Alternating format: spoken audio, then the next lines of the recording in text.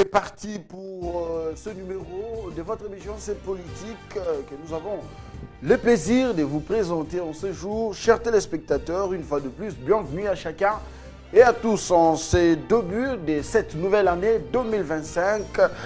C'est un réel plaisir une fois de plus d'être là pour vous tenir compagnie à travers les antennes de la 10e rue télévision, des invités en plateau pour échanger autour de la ville-province de Kinshasa, Kinezo-Bonga, ces fameux programmes portés par le patron de la ville, Daniel Bumba, vous le savez.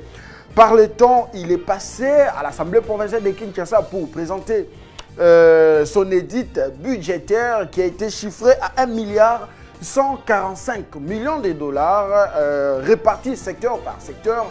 Nous avons évoqué cela tout récemment, ici en plateau même. Et là, nous revenons. Pourquoi nous revenons? C'est parce qu'il y a eu réajustement des chiffres. Cependant, il est revenu pour réaménager un tout petit peu et cette édite budgétaire, à présent, il est porté à la hauteur de 1,320 milliard de dollars. Chers téléspectateurs, nous allons vous faire part de cela avec nos invités. Un économiste en plateau, une première pour lui de prendre part à cette émission. C'est politique, on l'appelle Bikoki Ewing.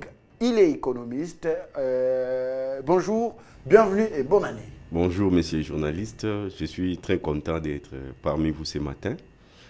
Bonne année à vous aussi. Merci, c'est un plaisir de vous recevoir en plateau pour parler République démocratique du Congo. Mais aujourd'hui, nous sommes là pour Kinshasa. Une fois de plus, bienvenue. De l'autre côté, l'habitué de cette émission, il est du parti Nouvel Élan d'Adolphe Muzito, le communicateur avéré, Mike Kibaka. Bonjour, bienvenue et bonne année parce que c'est une première depuis le début de cette année. Bonjour M. Chris et bonne année à vous, bonne année à tous les Congolais qui auront l'occasion de suivre cette émission. Et voilà, comme d'habitude, nous sommes là pour réfléchir la République et surtout la ville-province de Kinshasa. Très bien, allez, nous allons poursuivre, chers téléspectateurs. Allez, du coup, Enoch Luyeye et Germain Mundokumbo nous accompagnent pour la réalisation de cette émission. C'est les directs de votre émission, n'oubliez pas, écrivez-nous à travers ces numéros affichés au bas de vos écrans. Mike, vous gardez la parole. Tantôt, avec vous en plateau, nous avons décrypté ces projets portés à l'Assemblée nationale par les patrons de la ville. Il avait justement réparti ces 1,145 milliard par les passés, secteur par secteur. Il revient justement pour réajuster avec quelques millions, tout simplement 200 millions ajoutés à cette édite budgétaire.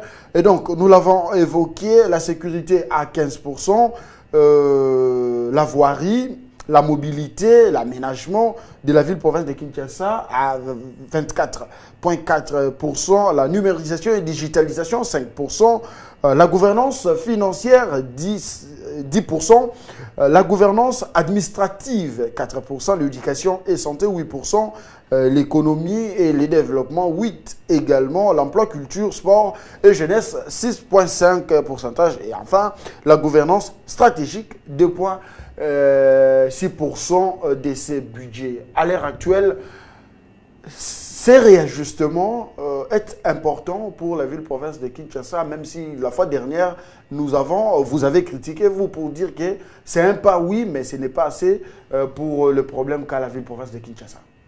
Bien, merci. Je pense que depuis 2006, que nous avons eu notre constitution, la gouvernance de la République est subdivisée en 3 degrés. Il y a le gouvernement central, le gouvernement provincial et les entités territoriales décentralisées. Et chaque entité doit présenter les budgets au niveau national, ce qu'on appelle la loi des finances, et au niveau des provinces, l'édite budgétaire, au niveau local, c'est la décision budgétaire. Et ici, nous sommes en train d'analyser sur l'édite budgétaire que Daniel Bumba, de la ville-province de Kinshasa. Moi, je pense que j'avais posé des préalables par rapport à la mobilisation des recettes. Parce qu'il nous a présenté qu'il va mobiliser 1,320 milliard. Non, 1,450 Non, il a par les passés. Oui. Et là, maintenant, c'est 1,320 millions. Voilà. Maintenant, moi, je me pose des questions. Comment il va arriver à mobiliser toutes ces recettes-là? Parce Parce que le vrai problème, c'est au niveau de la mobilisation des recettes. Il faut nous apporter des réformes. Il faut nous montrer comment il sera capable, avec le régie, pour mobiliser ces recettes. Et le deuxième problème, c'est au niveau de la répartition. Si vous regardez la manière où on a réparti les dites budgétaires, c'est pas conforme. Il y a, par exemple, l'agriculture ne se figure pas. Et ça pose un problème où la ville-province de Kinshasa a une grande... L'agriculture, pêche également, je n'ai pas vu. Il y a une grande espace pour... cultiver les champs. Pour cultiver les champs. Mais Daniel Bumba, du coup, il a rien mis sur l'agriculture, ça pose problème. Mais je pense que ce qui est important dans le budget, c'est la mobilisation, c'est la répartition et l'exécution. Mais déjà, quand il donne 15% à la sécurité, avec ces phénomènes de Koulouna, même s'il est appuyé par le gouvernement central à travers plusieurs opérations, Ndobo, d'autres opérations, là, Zéro Koulouna et tout ce qui va avec, il est appuyé par le gouvernement national, mais 15% pour la sécurité de la ville, c'est suffisant? Mais c'est Chris, moi ce n'est pas les pourcentages qui m'importent, moi c'est l'exécution qui m'importe. Très bien. Est-ce qu'ils seront capables d'exécuter le 15%? Parce que nous avons vu dans le passé comment on a utilisé le budget, oui, les dits budgétaires. On faisait sortir l'argent dans des procédures d'urgence et cet argent ne faisait pas... La procédure d'urgence, c'est au niveau national, pas au niveau provincial. Dans tous les niveaux, M. Chris. Dans tous les niveaux, même au niveau provincial. Mais je peux vous révéler des choses au niveau de la ville-province de Kinshasa. Comment on faisait sortir l'argent ici. Donc, moi, je suis en train de marteler sur la mobilisation. Pour exécuter, il faut avoir d'abord cet argent. Il faut d'abord mobiliser. Et quand vous avez mobilisé, il faut respecter la procédure. Il faut exécuter comme vous avez inscrit dans le budget. Mais moi, je ne pense pas que Daniel Bumba, avec son gouvernement, sera capable de mobiliser les recettes que vous ne voyez pas Bumba être à mesure de mobiliser tout cet argent? Non. Ne dites pas. Parce que d'abord, la ville a des régies financières. Oui, je ne refuse pas. Nous avons les DGRK et DGPEC. La DGRK et DGPEC. Mais quelles sont les réformes amenées par Daniel Bumba pour... La DGRK, c'est déjà une structure bien installée. Oui, mais structure bien installée, mais il n'est pas... il faut toujours, chaque année, il faut venir avec des réformes. Chaque année. Par exemple, sur la ville-province de Kinshasa a 3 impôts, a plus de 163 taxes. Mais quelles sont les réformes amenées, par exemple, sur l'impôt de revenir, sur l'impôt foncier? Comment on va mobiliser ça? Comment on va atteindre tous ces contribuables ou les contribuables qui vont payer l'impôt foncier? C'est ça le vrai problème. Nous avons aucun problème avec Daniel Bumba, mais nous sommes en train de voir la manière... Vous lancez les perspectives, lesquelles vous donnent déjà un pourcentage de voir que Bumba ne sera pas en mesure. Oui, il ne sera pas à mesure parce qu'il n'a pas amené des réformes. Donc il faut au préambule amener des réformes. Comment vous allez atteindre à mobiliser tout cet argent? Il a expliqué au niveau de l'APK et ces projets ont été adoptés, recevables. Oui, adoptés, je ne refuse pas.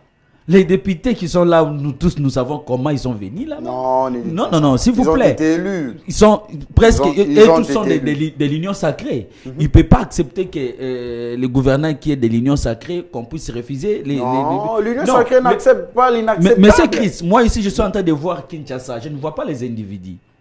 Je suis en train de voir ici, Daniel Bumba est venu avec les slogans de Kinezo Bonga. Maintenant, il faut nous montrer comment Kinezo Bonga. Et Kinezo Bonga, il faut des moyens.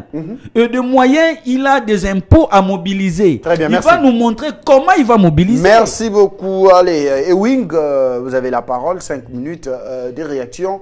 En attendant, Mike, est-ce que vous vous inscrivez dans sa logique de voir que Bumba ne sera pas à mesure de mobiliser cette somme d'argent répartie déjà secteur par secteur?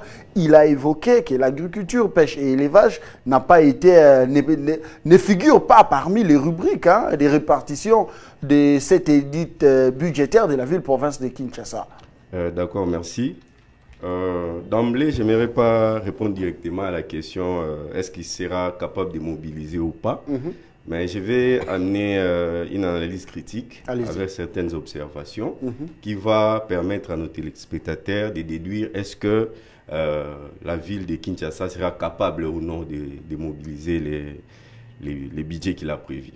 Alors, il faudrait d'abord comprendre comment est-ce qu'on élabore les budgets, comment est-ce qu'on tire la source pour avoir des recettes, pour savoir si un budget est réaliste ou non. Les budgets tels que les projets des 10 budgétaires ou les 10 budgétaires tels qu'élaborés a une source qui est la Constitution. Très la bien. Constitution de 2006.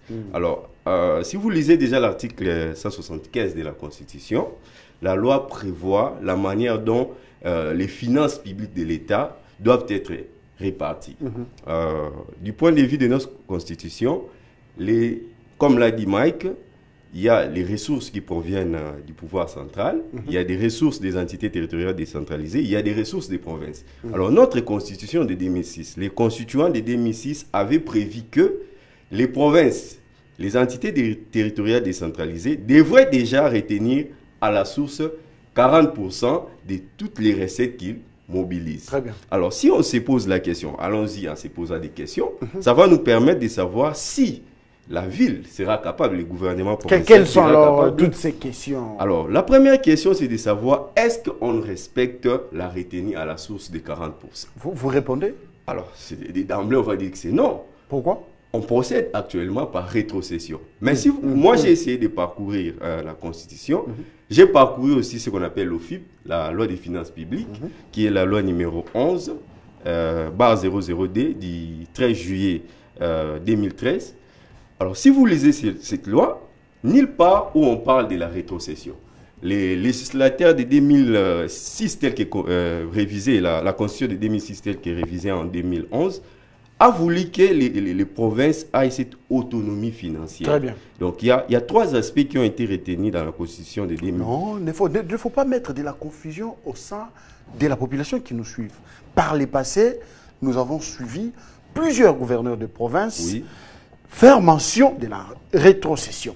oui. Donc, c'est-à-dire, après avoir envoyé Des ressources au des niveau ressources du au pouvoir niveau central. central, Oui. le gouvernement central n'a pas toujours cette bonne foi de faire revenir ou soit d'envoyer Voilà, la c'est rétrocession. ce Est-ce qui- que cette rétrocession, elle est légale selon les textes ou illégale?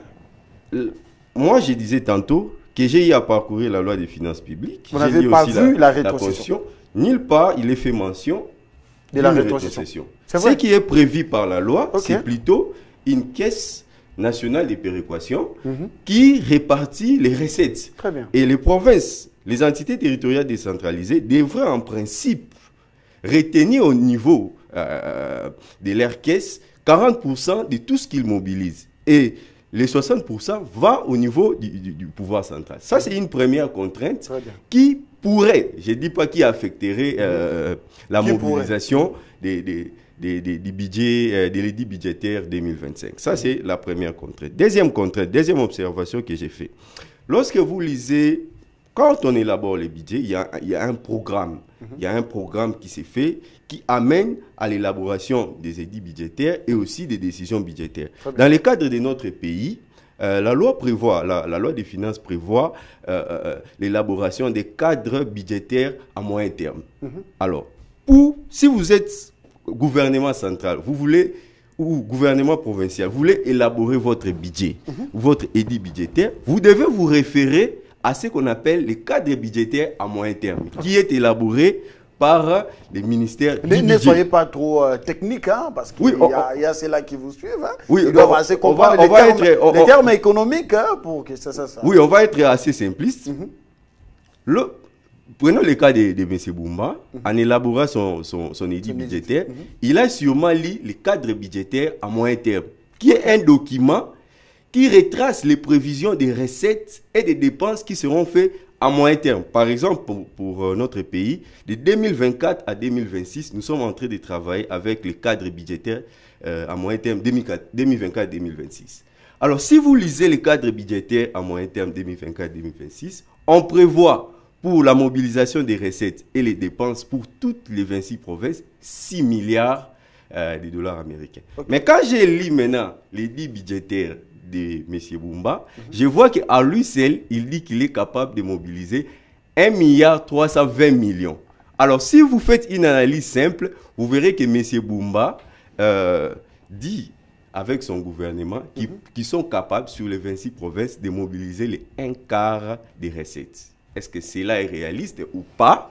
C'est aux téléspectateurs de juger. Non, vous êtes spécialiste, c'est à vous de nous dire. Non, mais là, on s'est Départ, la répartition. Posons-nous déjà la question. Le cadre budgétaire à moyen terme 2024-2026, qui est élaboré par le ministère du budget et du pouvoir central, ce cadre budgétaire est élaboré en fonction du programme national de développement qui est élaboré par le ministère du plan, dit que les provinces de l'exercice 2024 à l'exercice 2026, l'exercice 2025, les 26 provinces de la République démocratique du Congo ne pourront être capables de mobiliser en prévision qu'autour de 6 milliards en dépenses et en recettes. Alors, je lis les dits budgétaires. Je vois que dans les dits budgétaires, on parle de 1,142 milliard de dollars. Alors, déjà, dans le cadre budgétaire à moyen terme, qu'est-ce qui est dit? On dit que les recettes que les gouvernements provinciaux, les trésors et les ETD peuvent réaliser, c'est sous contrainte des réformes fiscales. Donc, pour atteindre déjà les 6 milliards, il faut faire comme Mike le disait, il faut faire des réformes fiscales. Mais déjà, M. Bumba, bon, lui-même, il a sa technicité, c'est un intellectuel, c'est un économiste. J'aimerais le voir en face de moi et lui poser cette question. Vous avez lu les cadres budgétaires, certainement, M. Bumba, mais vous dites que vous êtes capable de mobiliser les 1/4. Comment vous allez faire? Quelles sont les réformes que vous avez prévues? Ce n'est pas impossible.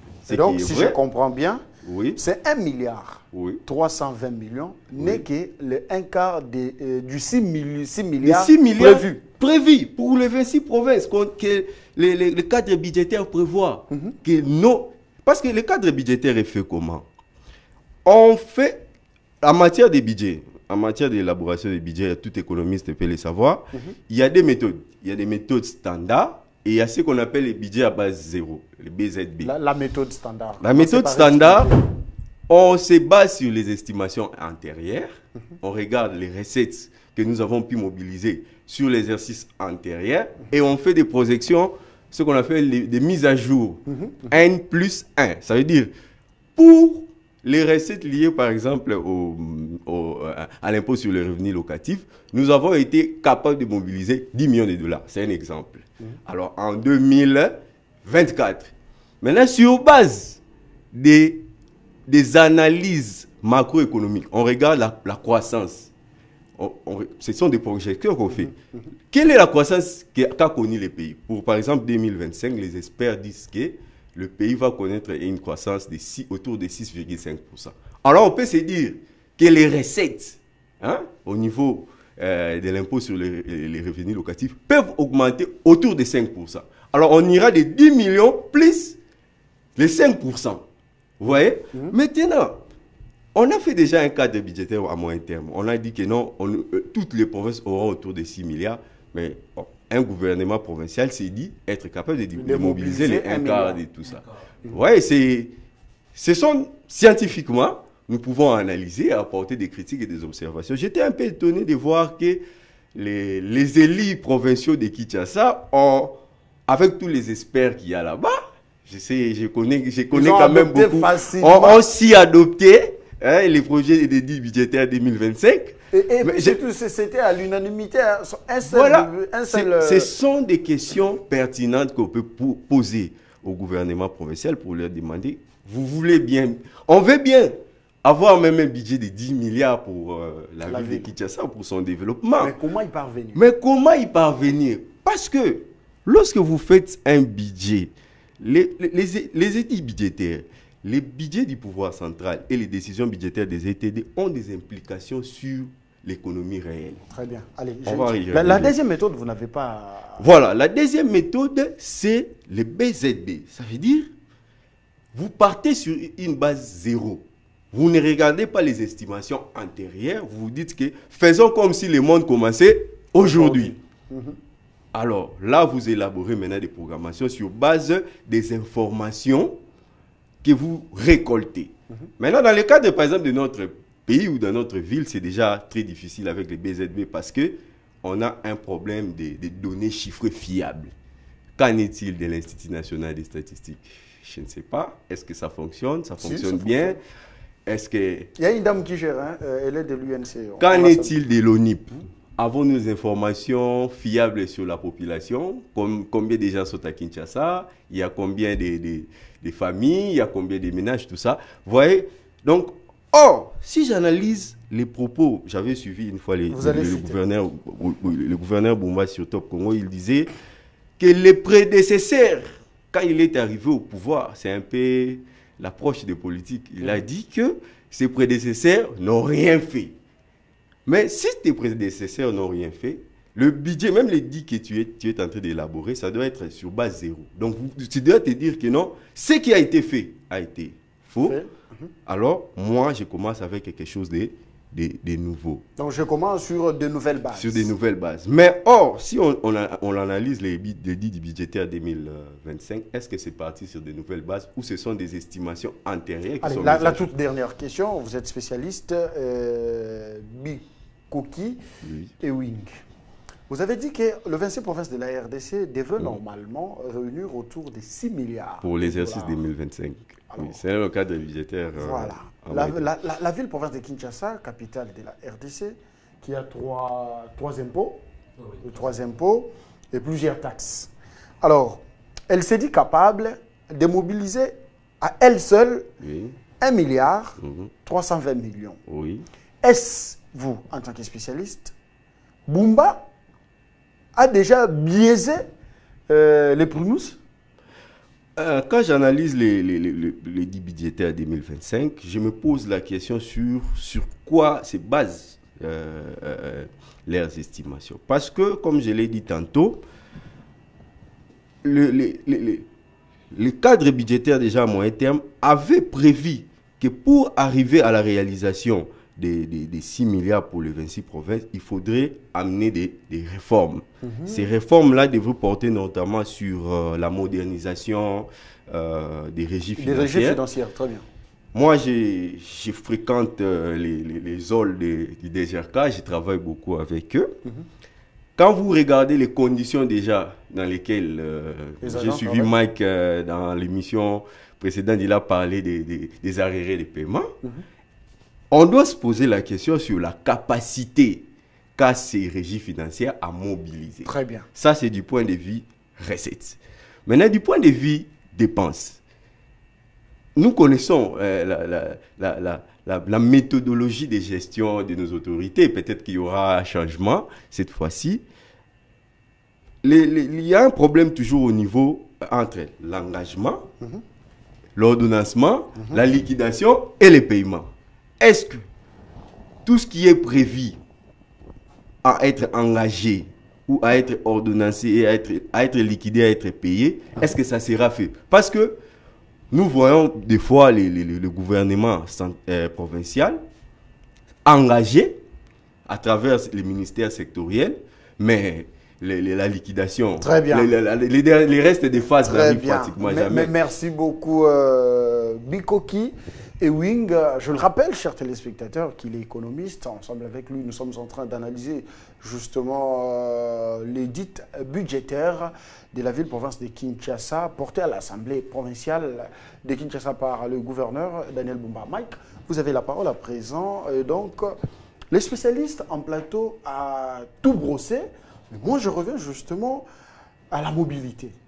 La voirie, mobilité, aménagement, extension de la ville et construction des bâtiments de la ville-province de Kinshasa à 24,4% de cette somme qui doit être mobilisée pour le démarrage, soit de l'avancement de la voirie de la ville. Prenons un peu la mobilité. À l'heure actuelle, ce qui se passe sur la ville de Kinshasa, vous avez suivi l'arrêté qui a été pris par le ministre provincial du transport fixant les prix des transports de quelques trajets sur la ville-province de Kinshasa. Voyez-vous cet arrêté entrer en vigueur, faire son travail et il y aura une parfaite collaboration entre les gouvernants et les gouvernés? Bon, Monsieur Chris, merci. Moi, je pense que, je l'ai dit tantôt, que les chiffres que M. Bumba nous a dit, les pourcentages qu'il a mis par rapport à la répartition, ne m'importent pas. Ce qui m'importe, c'est la réalisation, c'est l'exécution. Bon, on doit d'abord analyser sur les faits. Ça, c'est un fait. Analysons sur ces faits. Moi, je pense que dans la ville-province de Kinshasa, premièrement, nous avons des problèmes de routes. Pour parler de la mobilité, il faut avoir des routes. Mais nous n'avons pas de routes dans la ville-province de Kinshasa. Il faut commencer par construire des routes. Il en a parlé. Il a parlé de la construction et oui, l'aménagement. il faut commencer par là. Parce que Bumba nous a dit, quand il est venu, il nous a dit, pendant les 5 ans qu'il va faire dans la ville-province de Kinshasa, il va mobiliser 11 milliards de dollars. Mais si vous regardez déjà l'édit budgétaire qu'il nous a présenté, s'il vous plaît. 11 milliards de dollars, si on peut faire un calcul simple, c'est-à-dire, il va commencer à mobiliser autour de 2 milliards par année. 2 milliards, quelque chose. Oui, 2 milliards, 2 milliards, 6,7. Mais là, il commence sa première année avec 1 milliard. Voilà, déjà ça pose... parce qu'il avait dit que pour qu'il puisse réaliser sa vision de Kinezo Bonga, il faut qu'il mobilise 11 milliards de dollars. Pour les 5 ans. Déjà, ça pose problème que les 1 milliard 320 millions qu'il a mobilisés, si nous qu'il va mobiliser, si nous multiplions par 5, ça ne va pas atteindre les 11 milliards. C'est ce qui dit que Bumba ne va pas réaliser sa vision. Parce que pour réaliser, il faut les moyens. Donc, si vous avez compris, M. Wing Bikoki, quand il dit, nous parlons le même langage sur le réforme pour mobiliser les recettes. Ça pose problème. Si aujourd'hui vous regardez la vie des DGRK, il y a à boire et à manger. Parce que d'abord, je vais vous informer que les agents de la DGRK ne sont pas des fonctionnaires de la ville. Moi, personnellement, j'appelle c'est les cabinets prolongés du gouverneur. Ne dites pas ça. Mais je vous dis, c'est une structure à depuis 2008 qu'André Kimbuta a pris l'arrêté pour que les agents de la DGRK, de la DGPEC deviennent des fonctionnaires de province. Et jusqu'aujourd'hui, ça pose problème pour la réalisation de l'exécution de cet arrêté. Donc, moi, je ne vois pas. Je suis en train de voir. Ngobila a trouvé cet arrêté, il a bypassé. Bien sûr. Actuellement, c'est Daniel Bumba qui est en train de bypasser également. Bien sûr, c'est pourquoi vous avez vu que Daniel Bumba a chassé même les agents de la DGRK. Il y a plus de 100 personnes qu'il a chassées. Parce que quand ils chassent, ils vont amener Bumba où? Ils ne sont pas des fonctionnaires. Ils sont comme des membres du cabinet. Donc, c'est pourquoi je suis en train de voir les gens qui travaillent comme des membres des cabinets, les gens qui travaillent, ils n'ont pas vraiment des soubassements. Mais comment il va arriver à mobiliser cet argent? Parce que pour construire des routes, comme vous venez de l'a souligné, il faut l'argent. Et l'argent, il attend l'argent. Si vous suivez tous les gouverneurs qui passent dans la vie provinciale, il dit non, nous n'avons pas réussi la rétrocession comme M. Wing l'a dit. Il ne faut pas utiliser. La rétrocession est illégale, hein, c'est le seul nom de c'est les retenir à la source, c'est la Constitution qui le dit. Ce n'est pas nous. Et s'il y a des projets interprovinciaux, là, on peut appliquer ce qu'on appelle la caisse de péréquation. Mais aujourd'hui, moi, je regarde chez moi, là où je reste en Galema, pour mobiliser. Comment je me pose la question, est-ce que les Kinois aussi payent l'impôt foncier? Allez, attendez. Et comment ils le payent? Parce que notre système fiscal est déclaratif. Est-ce que les Kinois ont cette notion d'aller déclarer l'impôt? Vous-même, vous êtes la journaliste. Je ne sais pas si vous payez cet impôt. Je ne sais pas. Ici, dans votre chaîne, si vous payez l'impôt sur les revenus locatifs, ou bien l'impôt foncier. Non, l'impôt foncier, c'est au charge des propriétaires.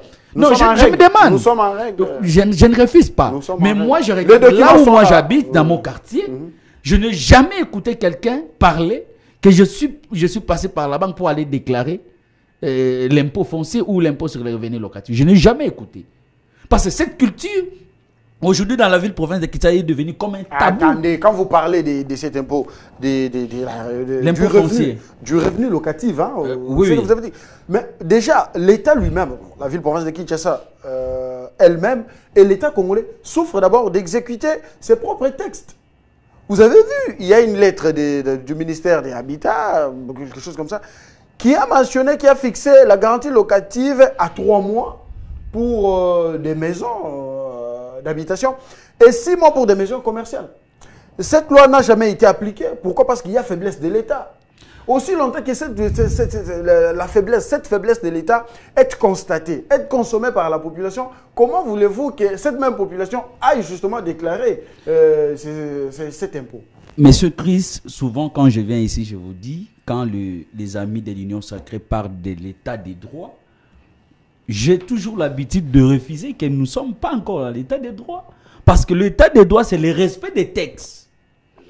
Est-ce que chez nous, on respecte les textes? Et pourquoi on ne respecte pas les textes?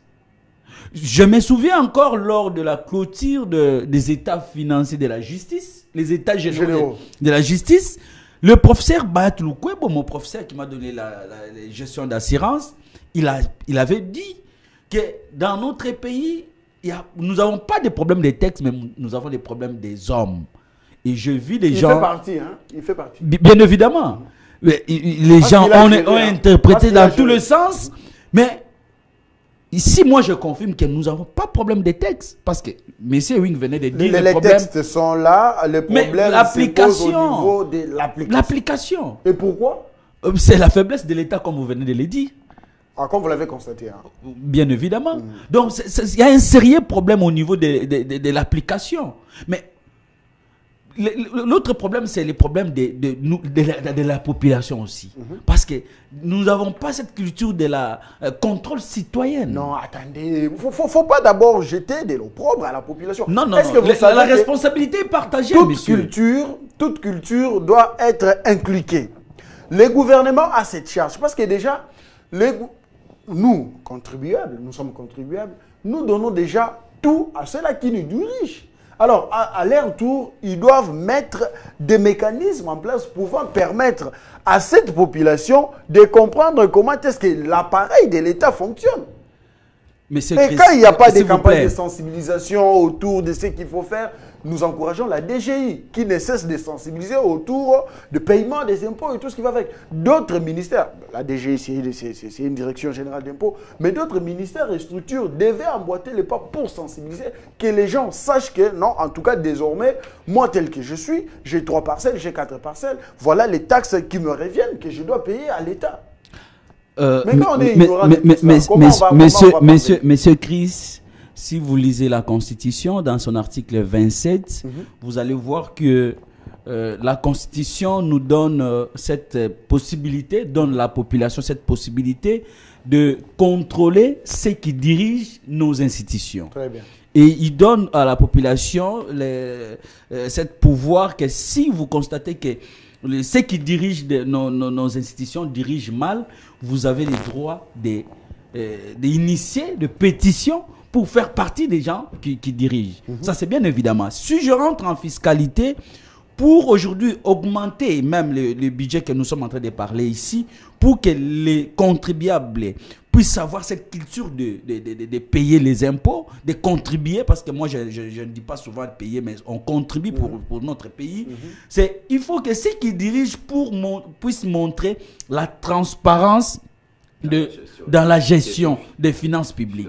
Et si il n'y a pas la transparence, en tout cas ça fait que aujourd'hui, tous les magouilles, vous allez voir que les contrebandes vont installer, nous en fiscalité, nous appelons ça, on va utiliser, on va contourner la loi. On va contourner, les opérateurs économiques vont contourner la loi. Et cette responsabilité nous revient aussi, nous la population, de savoir comment on gère la ville-province de Kinshasa. Est-ce que Bumba est en mesure de gérer la ville-province de Kinshasa? Nous, la population, c'est la Constitution, ce n'est pas moi, M. Christ. Mais Bumba a été élu.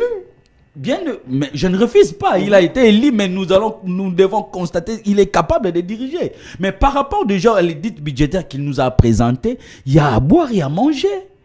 Ça, je vous l'ai dit. Parlons de la voirie, on parlait tout à l'heure de la mobilité. Vous n'avez pas répondu à ma question. Je vous ai répondu que pour qu'on puisse parler de la mobilité, il faut d'abord des routes. Donc, Bumba devrait d'abord commencer à réhabiliter et à construire des routes. Depuis que Bumba est là, ça fait plus de 6 mois. Et Bumba vient toujours avec des promesses. Bumba a mis des pancartes partout. Il est déjà sur le terrain. Bumba a mis des pancartes partout. Non, et l'exécution pose problème. Attendez. Et j'ai suivi les gens de la DGRK. Attendez. Je ne suis pas le porte-parole de Bumba. Je ne l'ai jamais côtoyé personnellement dans des manifestations. Oui, je prends part. Mais parler avec lui, échanger, je ne le connais pas, il ne me connaît pas. Mais ici, je ne joue pas à sa défense. Seulement, quand vous dites que Bumba n'est qui dans des promesses, c'est faux et archi faux. Moi, je suis journaliste. Mais je peux vous le démontrer. Attendez. Bumba a dit aux Kinois, il va recruter les Kinois qui vont commencer à faire l'assainissement de la ville de province de Kinshasa pour leur payer chaque jour $5. Il a fait? Vrai ou faux, les gens sont en train d'assainir la ville pendant la nuit. Non. Ça, il faut faire la différence. Répondez à la question. Il faut faire la différence. Je ne défends pas Bumba. Bumba a donné $20,000 à chaque bourgmestre pour que les bourgmestres doivent être encouragés et ce qui n'est pas fait. Non, mais moi je ne refuse pas. Moi je suis un légaliste. Si Bumba fait quelque chose de bien, je viendrai ici pour vrai ou faux, il y a les cantonniers qui assainissent. Les cantonniers communaux. Je vous l'ai dit. Vous ne répondez pas toujours à ma question. Non, je vous ai répondu. Vrai ou faux, il y a des chantiers qui sont ouverts pour certains. Quel chantier, mais dites-moi. Quel chantier, par exemple, quelle route? À Makala, il y a une route qui est en voie de... Quelle route? À Makala, il y a plusieurs routes, la direction qui monte à Makala est en pleine construction après la visite de Daniel Bumba. Ah si, il a commencé, là j'encourage. Mais je vous dis, les problèmes de mobilité de la ville-province de Kinshasa, il faut nécessairement commencer par deux. J'ai vu Bumba aller en Turquie pour dire qu'il va nous amener les métros ici dans la ville. Métrobus. Mais je me demandais, les métrobus dans la ville-province de Kinshasa vont rouler où? Il va y travailler. Il va y travailler. C'est pourquoi je vous ai dit qu'il est dans les promesses et vous refusez. Voilà. Vous-même, vous êtes en train de chuter là. Donc, moi, je suis ici pour encourager Guy Bumba puisse faire quelque chose pour les Kinois. Très bien, merci. C'est ça que nous voulons. Que le budget qu'il nous a présenté, personnellement, qu'il puisse travailler sur des réformes pour mobiliser les recettes. Il n'a pas toujours répondu à ma question. Je vous ai répondu. Je vous la pose. Aujourd'hui, l'arrêté qui a été pris par le ministre provincial des Transports pour donner, fixer les prix des transports de certaines destinations, est-ce, voyez-vous, cet arrêté être mis en application et que les chauffeurs vont s'entendre avec les gouvernements provinciaux, bien sûr aussi avec la population qui paye ces transports? Merci, M. Chris. D'emblée, avant de parler concernant cet arrêté, j'aimerais dire, je suis flatté par ces débats. Pourquoi? Parce que ceux qui ont les désirata de conquifier notre nation ont une seule volonté. Laquelle? Leur volonté, c'est de voir la jeunesse se désintéresser totalement aux questions de l'État. Non, ne dites pas ça. Oui, je te l'ai dit. C'est la jeunesse elle-même qui s'auto-exclut. Non. Tout un système a été toujours mis en place pour voir que les jeunes s'intéressaient à autre chose plutôt que des questions de l'État. Je suis très flatté de nous voir ce matin sur ces plateaux, de s'interroger sur les questions de l'État.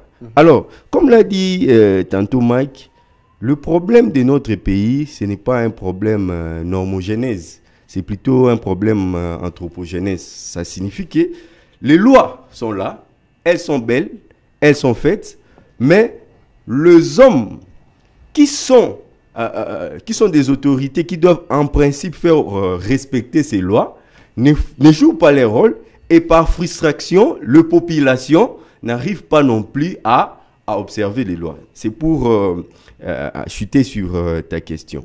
Alors, on a fixé... Vous chutez sur une question que vous n'avez pas répondu. Je vais y revenir. On a sorti une grille tarifaire des transports en commun dans la ville de Kinshasa.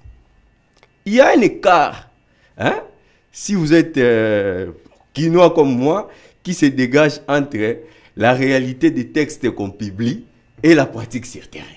Ce matin, on a payé les transports. Dites-nous. À combien? dans les prix qu'on paye exagérés habituellement. Par exemple, 200, moi, 300, 150. j'ai vu les trajets.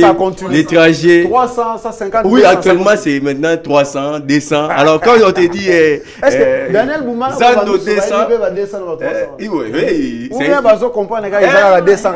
quand on te dit Zando 200, attention, tu risques de donner 200 francs. Ah, c'est ça le problème. À la fin, on te dit, mais papa, tu es fou, quoi. C'est 2000 francs. C'est 2000 francs. Moi, j'ai pris cimetière à Zando, j'ai payé 2000 francs. Mais j'ai vu dans les grilles tarifaires, on a mis 1500 francs.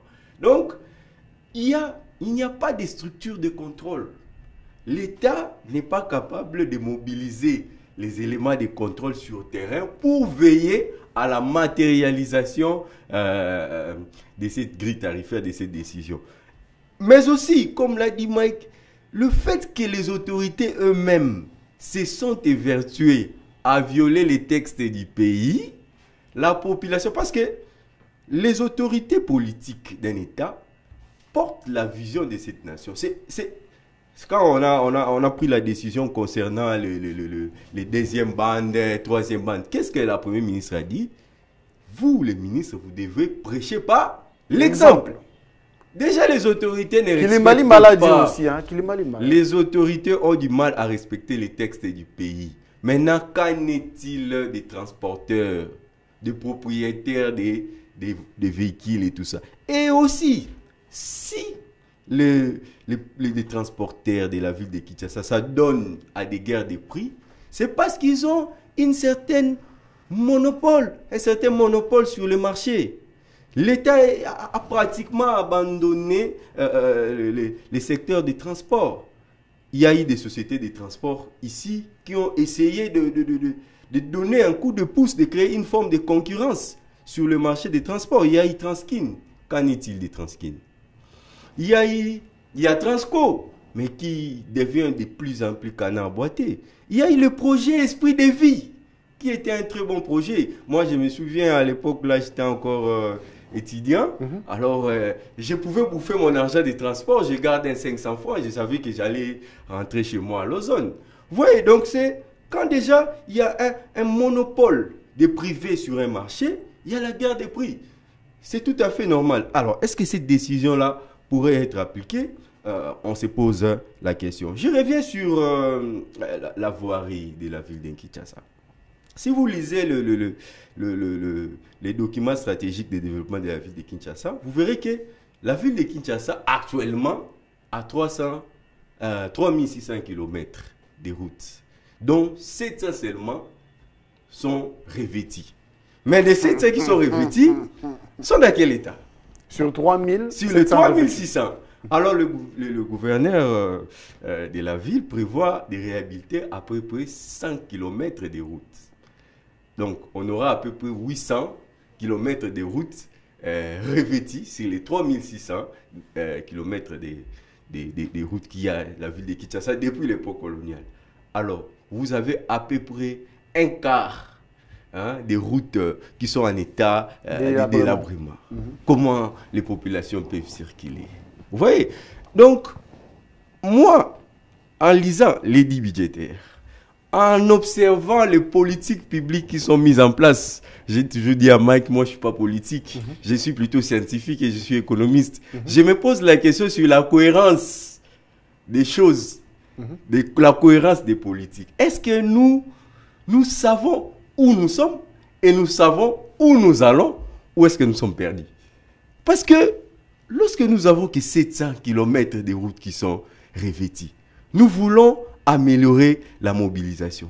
Qu'est-ce que nous devons faire? Est-ce que devons-nous réhabiliter 100 km? Vous répondez à la question de la garantie locative à Kinshasa, parce que nous sommes déjà à la fin, on chute dans quelques minutes. Oui. Oh là là, alors, je suis resté sur ma soif. Voilà. J'essaierai de rester sur ma soif. Je reviendrai sur certainement. On aura d'autres séances de travail. Alors, parlons de la garantie locative dans la ville-province de Kinshasa qui continue toujours à faire du mal. Les propriétaires des maisons disent que non, l'État a tongué la biso banda coûté, n'a la biso 3 mois. Oui. Aussi longtemps que les textes nous disent que le sol et le sous-sol appartiennent à l'État. Oui. Qu'est-ce que l'État congolais doit faire pour pallier à ces problèmes qui fait très mal à la population? Parce que 10 mois de garantie, si vous trouvez une maison de 200 $, donc il faut prévoir au moins 2 000 $. Si c'est 300 $, 3 000 $, si c'est 500 $, 5 000 $ de garantie locative. Ça fait très mal. Qu'est-ce que l'État doit faire pour trouver la solution à cette guerre qui est entre les bailleurs et les locataires? Vous savez, en économie, on dit quoi? L'offre est fonction croissante du prix. L'offreur, c'est qui? C'est les bailleurs. Quand moi j'ai un bien et que je me présente avec ces biens sur le marché, mon désidérata sera de vendre ces biens au prix le plus élevé possible pour en tirer le plus de gains possible.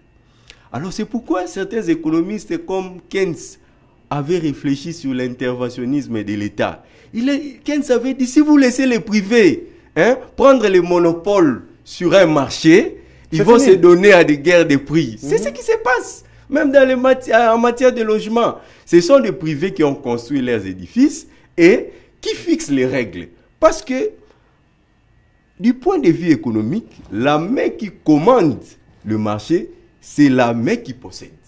Très bien. Si ce sont des privés qui ont des entreprises, si ce sont des privés qui ont des logements, c'est eux qui fixent les prix. L'État passe par des régulations, mais ces régulations auront du mal, déjà dans un pays comme le nôtre, où on a dit le problème d'application des textes. Il y aura du mal à appliquer ces textes. Très bien. Alors, oui. Lorsque, s'il faudrait que l'État fasse quelque chose, c'est aller en combat face à ces monopoles des privés. C'est-à-dire revenir sur le projet. Voilà, on avait l'ONEL. Moi, mon père me parlait de ça. D'antan, l'Office national des logements, c'est parti où? Il faut construire des logements, avoir des projets de construction de logements sociaux où l'État aussi intervient sur le marché. Mais alors que des particuliers ont construit ici à Bandal, pépinière, mais oui, il y a vers Fikine là-bas, ils ont des particuliers. Vous voyez, Mike, on peut pas déjà s'interroger parce que si vous voyez la demande qu'il y a en besoin de logements dans la ville et l'offre est très inférieure par rapport à la demande.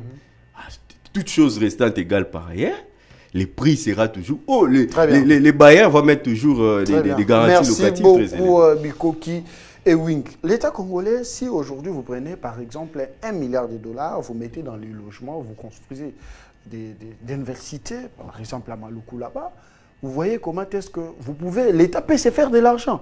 Vous construisez comme ça des maisons standards, des chambres salons, les installants, installations à l'intérieur. Et comme ça, les gens viennent acheter. Oui. Ils achètent comme ça, l'État récupère l'argent et puis il débourse dans d'autres secteurs comme ça. Des histoires comme ça, ça fait que le pays puisse se développer. C'est pourquoi j'avais parlé de la cohérence des objectifs de développement. Est-ce que nous connaissons nos problèmes? Où nous venons?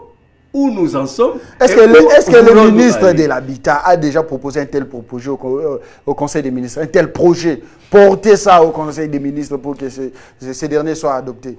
Ça fait très mal. Mike, vous avez la parole. 1 minute, vous allez conclure l'émission. Bon, Monsieur Chris, moi, la domination des privés sur l'État, en tout cas, même si l'État n'a pas des infrastructures, mais l'État reste l'État. Il doit être autoritaire. Moi, je suis fiscaliste.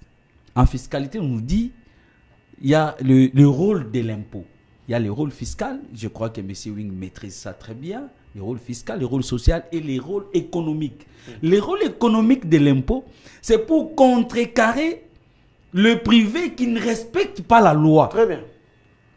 Mais aujourd'hui, qu'est-ce qui manque à l'État?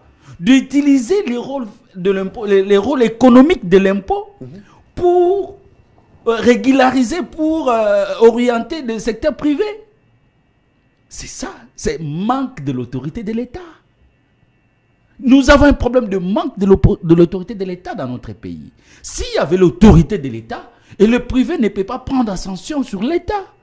Ça, c'est inacceptable, M. Christ. Inacceptable. Donc, aujourd'hui, nous avons le problème tellement que ceux qui dirigent nos institutions, ceux qui dirigent savent très bien qu'ils dirigent très mal, ils ne sont pas compétents. Voilà, ils laissent tout. Très bien. Les gens peuvent faire ce qu'ils veulent. Merci Donc, beaucoup. Le problème se trouve au niveau des hommes. Et parce qu'il y a un problème aussi sur l'éducation. Et ils ont gâché l'éducation. Ils savent que les gens ne peuvent pas nous contrôler. Voilà ce qui se passe. Même les professeurs d'université font n'importe quoi. Il y a la gratuité des Mais la gratuité, avec quelle qualité? Merci beaucoup. Moi, je parle de la qualité. Je ne parle pas de la gratuité. Je vais retirer la parole. Nous sommes arrivés à la fin. Permettez-moi de désannoncer, avant de désannoncer, chers téléspectateurs, nous allons comme ça souhaiter un heureux anniversaire à une consoeur de la 10e rue Télévision, la très chère Clara de Bruxelles, j'aime bien l'appeler ainsi, Clarisse Kabedi Mbouyi, joyeux anniversaire à vous. Je crois que tantôt on va se voir après le travail pour partager autour d'un verre. Joyeux anniversaire à vous, vous nous suivez certainement depuis votre résidence, mais joyeux anniversaire aussi à votre jumeau, parce que vous êtes Mbouyi, il y a aussi un Kankou. Joyeux anniversaire à vous deux. Donner 30 secondes. Non. 30 secondes, non. Je voulais juste dénoncer, il y a un problème dans la commune d'Engalema. Il y a un vide juridique. Le bourgmestre d'Engalema aujourd'hui, il est député provincial. Et le vice... Il passe son temps... le vice-bourgmestre maintenant, elle est ministre de la jeunesse.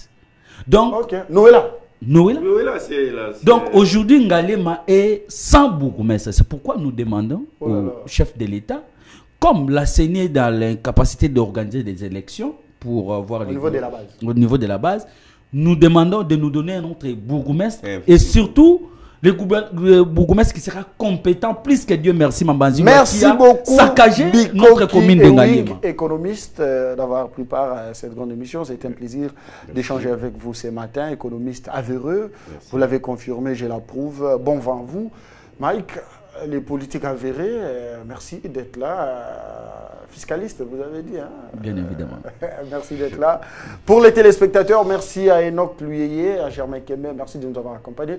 Vous aussi, chers téléspectateurs, à tous mes amis burkinabés, sénégalais, maliens, tchadiens, vous nous suivez au niveau du Sahel. Un grand merci à vous, vous qui me soutenez à travers les réseaux sociaux. Je suis souvent suivi sur mon TikTok, Chris Mukuna 2. Donc, abonnez-vous à ma page TikTok, comme ça vous aurez les informations de cette émission, c'est politique, mais aussi abonnez-vous sur la chaîne YouTube Congo 60 Télévision, la télévision de l'indépendance. Abonnez-vous pour ne rien rater des productions de votre émission, c'est politique. Merci de nous avoir suivis. Bonne année, chers Africains, la jeunesse africaine. Je continue à vous demander de vous lever, de barrer la route aux impérialistes. Il est temps que l'Afrique se réveille, il est temps que l'Afrique puisse se prendre en charge, que l'Afrique puisse développer ses technologies à elle-même. C'est très important. Il est l'heure de l'intelligence artificielle.